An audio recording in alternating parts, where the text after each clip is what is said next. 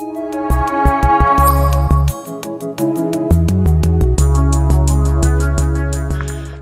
everyone, welcome to the TRT and Hormone Optimization YouTube channel. I'm Danny Bossa, joined today with Dr. Jordan Grant and Gil T. How you guys doing? Doing well. Doing well. Awesome. So today's video, yet another E2 video, but not just another E2 video. We've done a 1 hour E2 video, Jordan Grant and I, doing an absolute deep dive into why you should never use an AI, why estrogen should not be blocked, what is the role in men, and so on and so forth. And we went into a lot of depth.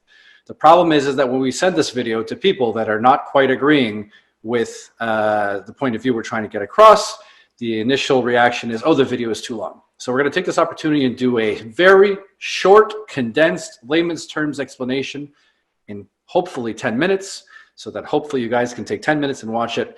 And we will also be providing a link to the Google Drive that Jordan Grant put together in the description of the video, so you can go in and check everything out.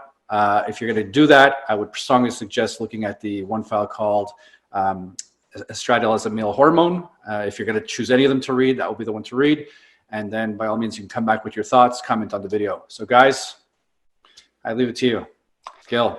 Jordan, you want to start by explaining the benefits of estradiol, specifically being that it's the most potent of the estrogens and it is the direct descendant of aromatization of testosterone. Maybe explain some of the key benefits so people understand why estrogens are important in both men and women. Sure. And yeah, it's very closely related to testosterone. Obviously, they're molecularly, they're not that different, but they do very different things. Outside of what they do in development, I think is not applicable here when we're, developing in the womb and all that, as far as sex goes. Estrogen is very important in reproduction, but outside of that, in general, there's a few things that are the most important that we talk about. Number one would be cognition and brain health. Aromatase is expressed in the brain. E2 is made there directly at neurons. It is there for neural protection, and aromatase actually increases during traumatic brain injury to try to protect the brain. They've shown that it helps with certain types of memory. When you block E2 in men or castrate a man, you can tell right away they don't think like they used to. So from a CNS standpoint, it's neuroprotective and helps there. Bone is the big one that we all think about. We think about women who are postmenopausal losing bone density. Estradiol is very important in bone turnover and preventing that. Androgens are important as well for that, but without the estradiol there, you still lose bone mineral density as a man if you don't have estradiol. Estradiol is made there in the bone tissue as well. Another big one is protection on the cardiovascular system or the endothelial lining of your blood vessels. So E2 seems to promote nitric oxide production and promotes basically the safety there, basically the protection, and that's what nitric oxide does. And there's probably other factors at play too, and blood pressure regulation, everything like that. But that's a big one. And then libido also. I forgot to mention that. E2 is a big driver of libido. They've done all kinds of studies where they block aromatase in animals, a lot of them, and it decreases their mating behavior, changes mating behavior, and all that. And we see it in men too when they don't have adequate E2, they don't have adequate libido. I'd say those are the big ones. Another one is metabolism. Actually, people don't think about it that way. They think of E2 as making you fat, and it actually doesn't work like that. E2 is a huge driver of insulin sensitivity, and people who have low E2 tend to be more insulin resistant.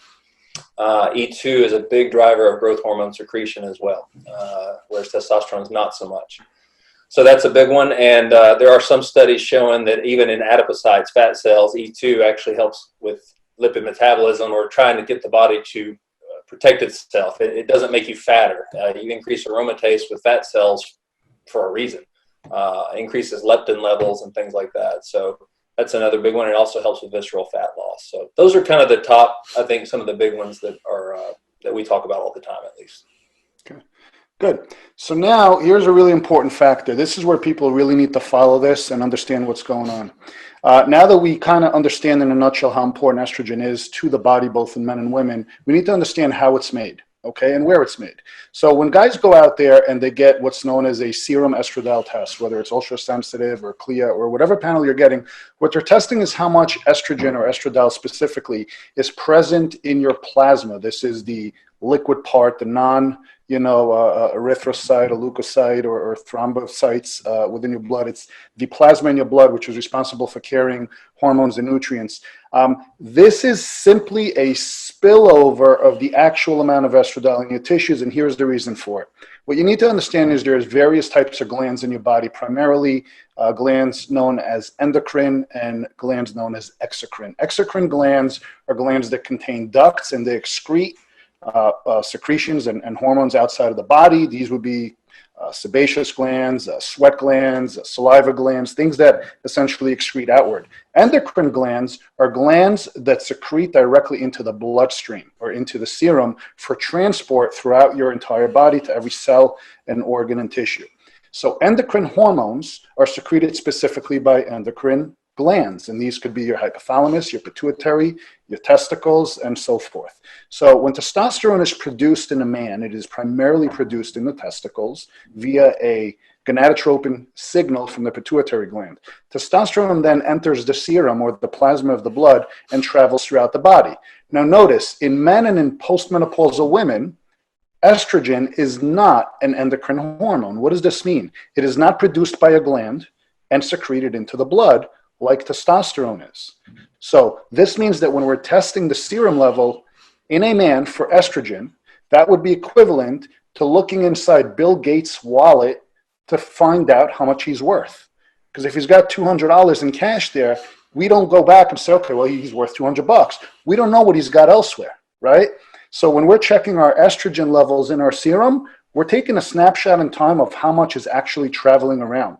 But Jordan, why don't you explain how estrogen is actually produced via aromatization and where this actually takes place? Sure. So I used to be under the misconception, like most of us are, that testosterone is just converting to estrogen just out in the bloodstream, out there in the body and floating around. And aromatase is actually an intracellular enzyme.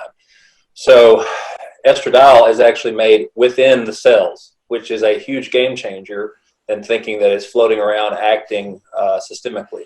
So in every cell and every target tissue, there's varying levels of the aromatase enzyme. So testosterone, as it diffuses through the cell, attaches to aromatase, for lack of a better explanation, and that is then converted into estradiol, which acts locally and probably in a paracrine manner as well on nearby tissues, but in the tissue, in the target tissue, and is deactivated there as well. A tiny amount will spill over into the systemic circulation, and that's what you're picking up on the serum E2 test. Every tissue where aromatase is present will have different levels of E2. That is the game changer here. You have maybe 50% less in your bone than in your serum, whereas in other tissues you have 100-fold greater than in your serum. When you block E2, you block it everywhere. So essentially, just for those that don't understand, an enzyme is essentially a catalyst. It's something that attaches to a molecule and creates a chemical reaction and reduces the amount of energy required to create that reaction. So enzymes could be anabolic or catabolic. So aromatase is a catabolic hormone. It attaches to a testosterone molecule, knocks a few carbons off, knocks a few hydrogens off, and converts it to estradiol. That estradiol conversion does not happen in the bloodstream, right? It happens in the cells of the tissues where it is needed. This is a self-regulating negative feedback system. So when we are blocking the aromatase enzyme or inhibiting it by using aromatase inhibitors, what we're doing is we're preventing the formation of aromatase in our entire body and therefore depriving the tissues that require it, like you spoke earlier, our heart, our brain, our prostate, testicles, liver, kidneys, etc. All of these organs that require this hormone are essentially now being deprived of the hormone for the sake of adjusting a serum level, which, as we know, is not even in effect, right? So everything we just said is in the studies. These are random clinical trials and peer-reviewed studies that were published, and they're all going to be linked in this video. So everything we just said could be verified. Think of this video more of it as like an abstract or a Cliff's Notes version of what these studies actually contained, because we've read these thoroughly. We've discussed them for the course of about a year now, back and forth. And no matter how much of this we put out there, people are still going back to that old-fashioned thinking of estrogen is bad, block it, block it, block it. And they're blaming all of these issues on estrogen. So I know this question is going to come up, and maybe you could touch on this a little bit. All of these so-called estrogenic side effects that guys are getting, okay? I know that this is more of an umbrella or general type of an approach to try to answer it in one, but what would you say is related? Would you say that it's mostly that they haven't tied in a balance of hormonal harmony per se, or they haven't adjusted their protocol accordingly yet and they're looking for something to blame? It could even be nutritional, right? What would you say to them? The number, I'd say there's a few top contenders there. Number one, most guys have never been dialed in on testosterone alone. That's the number one thing we see, or just bad protocols. The second thing is they'll be started from the get-go on testosterone, HCG, and an AI, so they never know what's doing what. And they're also fed mentally from the providers that are giving these things that estradiol is bad. So then there's a nocebo effect that if they do test their estradiol and they see that it's out of range, which it will be naturally taking testosterone without an AI, they think they're supposed to have symptoms. They look for the ways they're feeling. They blame it on E2 and they get back on their AI. And I see this, we see it all the time. Guys say this every day. And the guys that we've gotten off their AIs used to say it, and they can attest to this, that they don't say it anymore. And it's not their E2. So the main takeaway from this, if you had to summarize this in a sentence, would be: don't block aromatization. Don't worry about your estrogen. It is self-regulating. Worry about optimizing your androgens and leading a healthy lifestyle, and everything else falls into play. Would you agree? I would agree with that. I would say that something other people do need to know is that estradiol is made in men in the testes, and it is secreted into the bloodstream. It's about 15% of the circulating estradiol. When men are on TRT, that is shut down. Obviously, if they take HCG, that's where some of the issues probably can come into play. If you're spiking it too often or not, or in too big of spikes, you may get a mismatch there where estrogen could act as an endocrine hormone if you're flooding the system non-physiologically. Right. So that is something I did want to mention. So as a urologist, would you confirm also that the estradiol that actually aromatizes within the testicles, its primary focus is to be present for fertility? Absolutely. And then once you're on T, if fertility is no longer a concern, it becomes moot, and you really shouldn't have to worry about it, even if it is picked up in serum. Absolutely. In fact, I think I posted a study recently on the intratesticular levels of estradiol, and I mean, they were enormous compared to what eventually makes it into the bloodstream. Right. Which explains again why producing intratesticular testosterone with gonadotropins like HCG improve fertility, because it's not necessarily the LH directly, it is more so the intratesticular estrogen that allows the Sertoli cells to go to work. Yeah, plus FSH, but that's it's not 100% needed. Exactly. Danny, anything to add? Yeah, one of the big things we hear often about guys who were on the I need an AI, and I can't go do well unless I have an AI, that are starting to get towards the point of realizing that they don't. When they are right in the middle, they're saying, well, I don't want to block it all the way. I only want to block it a little bit, so I'm just going to take a little bit. So if you guys are one of those, or when I say you guys, the people watching, if you're in that frame of mind where, but I only want to block it a little bit, rewind the video, listen to it one more time, and ask yourself why you would even want to block it a little bit. You're probably going to say, I want to block it a little bit because I have these issues. I have water retention, I'm getting this, I'm getting that, whatever.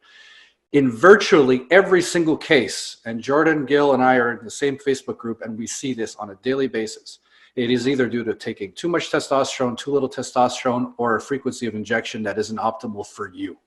If you're having fluctuations, especially the guys doing once weekly injections, the ones that come in the group that are doing once weekly injections, right away we say, there's your issue. Get off the AI, do at least twice weekly, get back to us 8 weeks later, and virtually every time they come back, they said it's made a world of difference. And we've now seen this, I mean, it's hundreds, if not thousands of times. It's been demonstrated over and over and over. Okay, so I did one video about optimizing protocol in regards to how to figure out how often you need to inject, or how to, if you got to lower your dose or raise your dose. Definitely go check that out. Get off the AI, give it time. Like I say in every single video, if you're getting off the AI, you might feel worse before you feel better, because now estrogen will start to rise. Everything is going to start to fluctuate. There's going to be a little bit of chaos with the hormones. You might feel a little weird. And after a given number of weeks, everything should start stabilize, and then you'll start feeling better than you felt previously. And we see this constantly. So that's my piece there.